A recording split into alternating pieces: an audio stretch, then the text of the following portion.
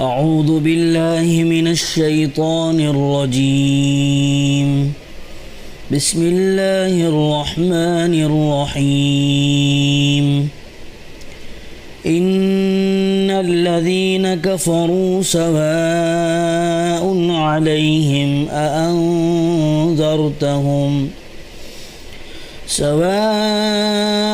علیہم أأنذرتهم أم لم تنذرهم لا يؤمنون۔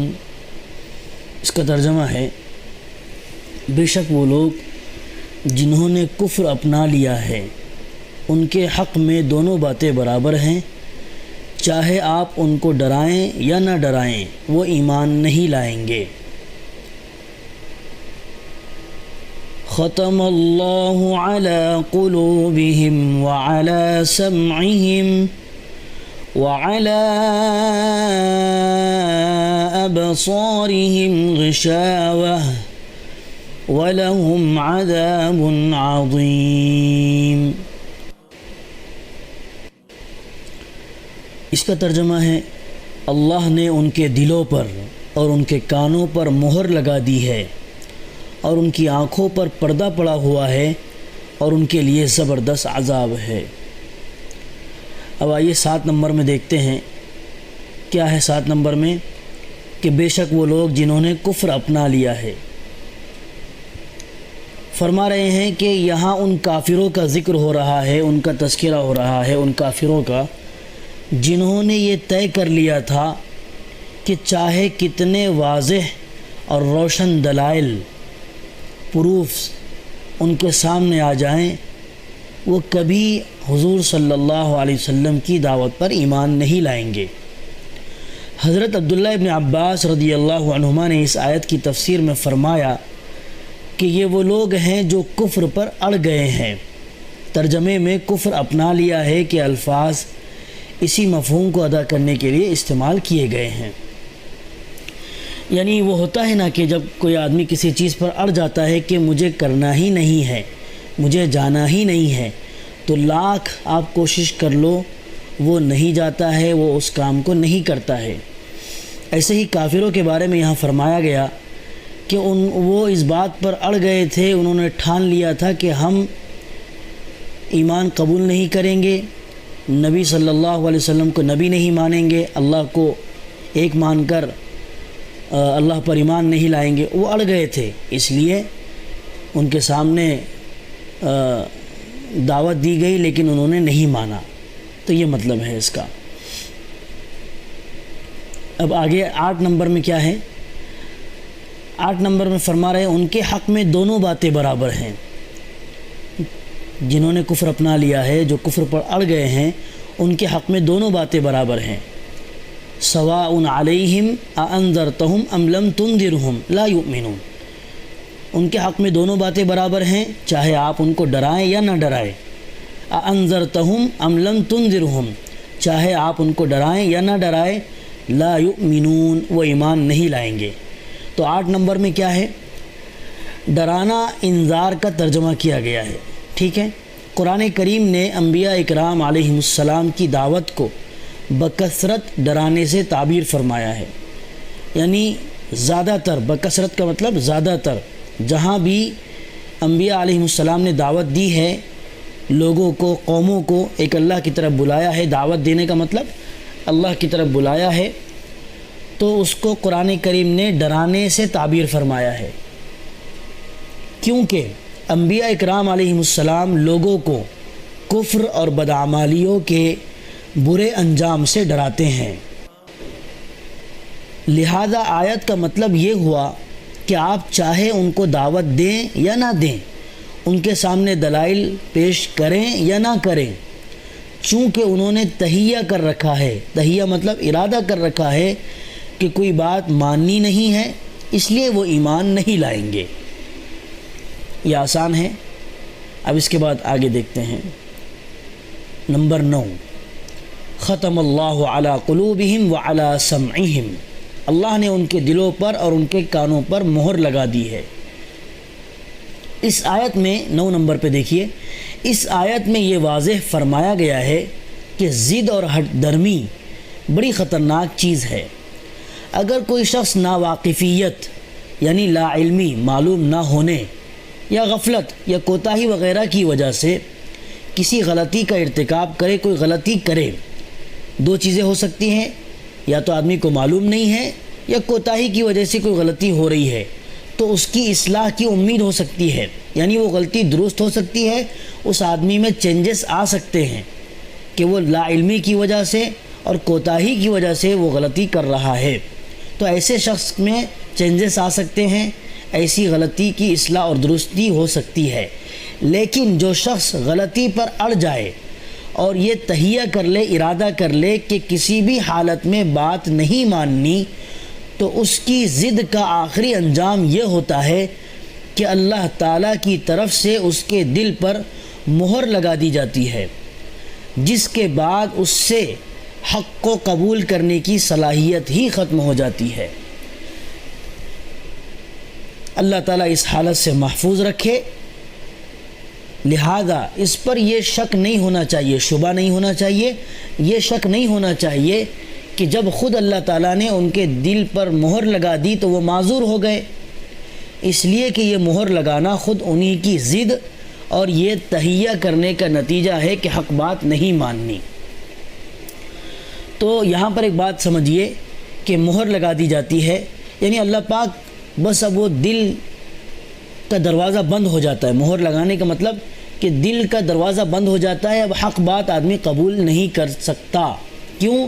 اس لیے کہ اس کی ضد آڑے آ رہی ہے، وہ ضد پر اڑا ہوا ہے اور وہ ماننے کو تیار نہیں ہے، تو پھر ایسی صورت میں اس کا مطلب یہ ہے کہ اللہ پاک نے اس کے دل کے دروازے کو بند کر دیا ہے، اب کوئی حق بات، سچ بات، اچھی بات اس کا دل قبول نہیں کر سکتا۔ اور دوسری چیز یہاں پر یہ بتائی جا رہی ہے کہ مہر لگانے کے بعد وہ معذور ہو گئے، یعنی ایک سوال یہ پیدا ہو سکتا ہے، ہونا نہیں چاہیے لیکن یہ ہو سکتا ہے کہ جب اللہ نے خود مہر لگائی ہے تو پھر آدمی کیسے حق قبول کرے گا؟ تو بات یہ نہیں ہے، مہر کب لگی، اس کا دل کا دروازہ کب بند ہوا؟ جب اس کی ضد شروع ہوئی، جب اس نے یہ ارادہ کیا کہ بات نہیں ماننی ہے۔ اس سے پہلے دروازہ کھلا ہوا تھا اور اللہ پاک اس کو ہدایت دے سکتے تھے، لیکن جب آدمی خود ہی تیار نہ ہو کسی کام کو کرنے کو تو پھر زبردستی وہ کام اس سے نہیں کروایا جا سکتا اور وہ کام نہیں کر سکتا ہے۔ تو یہاں پر سراسر غلطی، پوری کی پوری غلطی انسان کی ہے، اور یہ شک نہیں ہونا چاہیے کہ اللہ نے خود مہر لگا دی ہے۔ ٹھیک ہے، بات سمجھ میں آ گئی؟ کیونکہ اللہ پاک نے قرآن میں دوسری جگہ فرمایا ہے کہ اللہ نے انسان کے لیے دونوں راستے کھول دیے ہیں، سچائی کا بھی اور برائی کا بھی، اچھائی کا بھی اور برائی کا بھی، صحیح اور غلط دونوں راستے اس کے لیے کھلے ہوئے ہیں۔ اب انسان خود ہوشیار ہے، سمجھدار ہے، اور وہ اچھی اور بری چیزوں کو سمجھتا ہے، لہذا اس کی ذمہ داری ہے کہ وہ اچھائی کی طرف چلے۔ اس کو معلوم ہے کہ اچھا کام کرے گا تو اللہ خوش ہوں گے، جنت ملے گی، اور برا کام کرے گا تو اللہ ناراض ہوں گے اور جہنم کا فیصلہ ہوگا۔ تو یہاں پر یہ بات ہمیشہ ذہن میں رکھے کہ اللہ خود مہر نہیں لگاتے ہیں، بندہ انسان خود اپنے کیے کی وجہ سے، اپنی ضد کی وجہ سے اور اپنی ہٹ دھرمی کی وجہ سے وہ کام کر جاتا ہے جس سے اس کے دل پر مہر لگ جاتی ہے اور پھر حق بات وہ قبول نہیں کر سکتا۔ اب آگے چلتے ہیں۔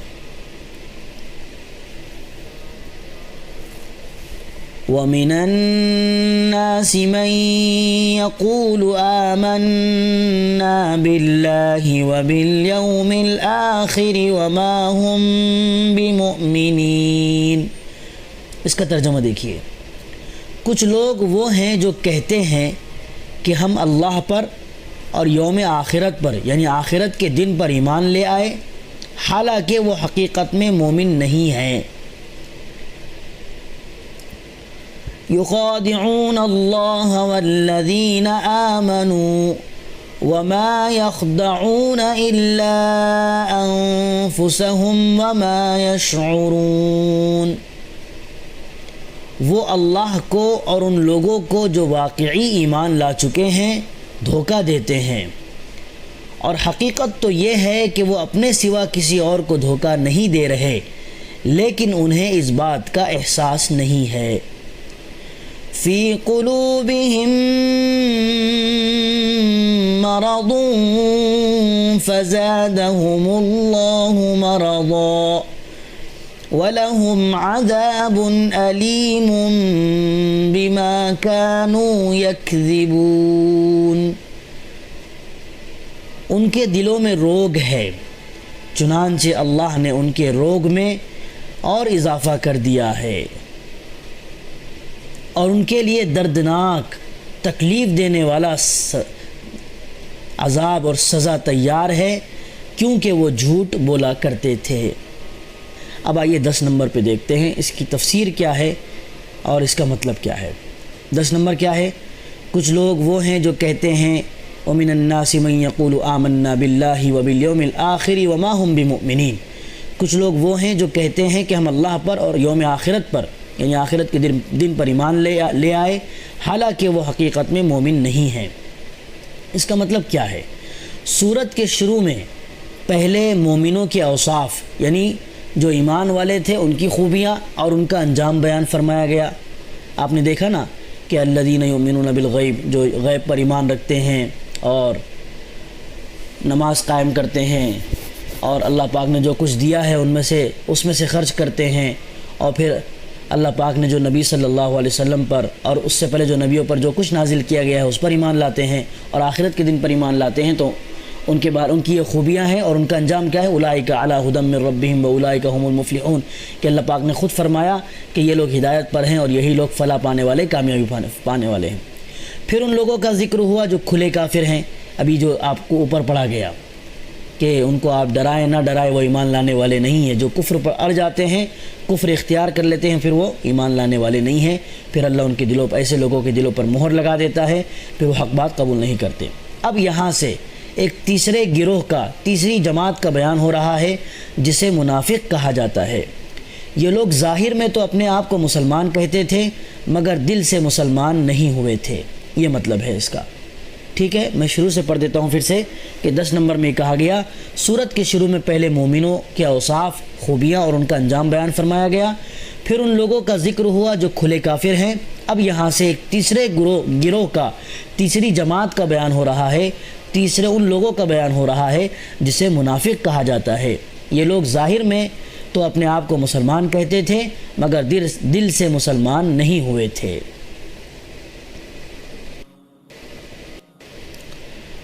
اب 11 نمبر دیکھیے، اوپر دیکھ لیتے ہیں ہم 11 نمبر کس چیز کا ہے۔ یخادعون اللہ والذین آمنوا وما يخدعون الا انفسهم وما يشعرون۔ کیا مطلب ہے؟ وہ اللہ کو اور ان لوگوں کو جو ایمان لا چکے ہیں دھوکہ دیتے ہیں، اور حقیقت تو یہ ہے کہ وہ اپنے سوا کسی اور کو دھوکہ نہیں دے رہے ہیں، لیکن انہیں اس بات کا احساس نہیں ہے۔ تو کیا مطلب ہے اس کا؟ یعنی بظاہر تو 11 نمبر میں دیکھیے، یعنی بظاہر تو وہ اللہ اور مسلمانوں کو دھوکہ دینا چاہتے ہیں۔ یہ منافق لوگ، منافق کسے کہتے ہیں؟ جس کی زبان پر کچھ ہو اور دل میں کچھ ہو، ہم اس کو دوغلا شخص کہتے ہیں، دوغلا آدمی کہتے ہیں۔ تو 11 نمبر میں یعنی بظاہر تو وہ اللہ اور مسلمانوں کو دھوکہ دینا چاہتے ہیں، لیکن حقیقت یہ ہے کہ وہ خود اپنے آپ کو دھوکہ دے رہے ہیں، کیونکہ اس دھوکے کا انجام خود ان کے حق میں برا ہوگا۔ وہ سمجھ رہے ہیں کہ اپنے آپ کو مسلمان ظاہر کر کے وہ کفر کے دنیاوی انجام سے بچ گئے، حالانکہ آخرت میں ان کو جو عذاب ہوگا وہ دنیا کے عذاب سے زیادہ سنگین ہے۔ ٹھیک ہے کہ آدمی، خاص طور پہ منافقین کی جماعت تھی اللہ کے نبی صلی اللہ علیہ وسلم کے زمانے میں، تو یہ لوگ کیا کرتے تھے؟ جو اسلام کے دشمن تھے، کافر اور یہودی، تو ان کے ساتھ جو ہے جا کر، ان کے پاس جا کر مسلمانوں کی کمیاں، مسلمانوں کے خلاف سازشیں کرتے تھے، اور پھر جب نماز کا وقت ہوتا تھا، جب مسلمانوں سے ملتے تھے تو ایسا لگتا تھا کہ وہ سب سے پکے مسلمان ہیں اور پہلی صف میں نماز پڑھتے تھے۔ تو یہی بات فرمائی جا رہی ہے کہ وہ یہ سمجھتے تھے کہ ہم اللہ کو بھی دھوکہ دے رہے ہیں اور مسلمانوں کو بھی دھوکہ دے رہے ہیں، لیکن کیونکہ دنیاوی اعتبار سے ان کو کوئی عذاب نہیں ملتا تھا یا کوئی ان کی پکڑ نہیں ہوتی تھی، کیونکہ پہچانے نہیں جاتے تھے، اندر سے کچھ تھا اور باہر سے کچھ تھا، اس لیے منافق پہچانا نہیں جاتا ہے، پہچان میں نہیں آتا ہے، اسی لیے اس کو دوغلا کہتے ہیں۔ تو دنیا کے انجام سے تو بچ گئے، دنیا میں ان کو تکلیف نہیں ہوئی، دنیا میں پریشانیوں سے بچ گئے، لیکن آخرت میں اللہ پاک ان کو جو عذاب دے گا وہ بڑا سخت ہوگا۔ اب 12 نمبر پر دیکھیے، فی قلوبہم مرض فزادہم اللہ مرضا ولہم عذاب علیم بما کانوا یکذبون، ان کے دلوں میں روگ ہے، چنانچہ اللہ نے ان کے روگ میں اور اضافہ کر دیا ہے۔ مطلب یہ وہی بات ہے، 12 نمبر میں دیکھیے، یہ وہی بات ہے جو پیچھے آیت نمبر 7 میں کہی گئی تھی، یعنی شروع میں انہوں نے اپنے اختیار سے خود اس گمراہی کو اپنایا اور اس پر اڑ گئے، یہ ان کے دل کی بیماری تھی، پھر ان کی ضد کے نتیجے میں اللہ تعالیٰ نے ان کی بیماری کو اور بڑھا دیا کہ اب انہیں واقعی ایمان لانے کی توفیق نہیں ہوگی۔ تو ہم اس کو ایسے ہی سمجھ سکتے ہیں کہ جب کوئی زخم ہوتا ہے یا کوئی بیماری ہوتی ہے، اگر چھوٹی موٹی، اگر اس کو ہم صحیح نہیں کرتے ہیں، علاج نہیں کراتے ہیں، تو پھر وہ بڑی بیماری کی شکل اختیار کر جاتی ہے اور بڑا زخم ہو جاتا ہے اور پریشانی ہوتی ہے۔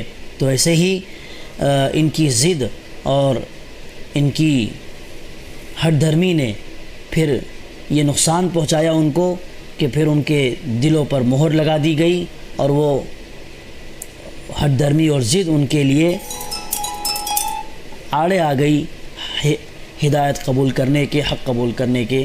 اللہ تعالیٰ سے دعا ہے اللہ پاک ہم سب کو حق پر اور ہدایت پر باقی رکھے، اور اللہ ہمیں قرآن پاک کو سمجھنے کی اور پھر اس پر عمل کرنے کی توفیق عطا فرمائے۔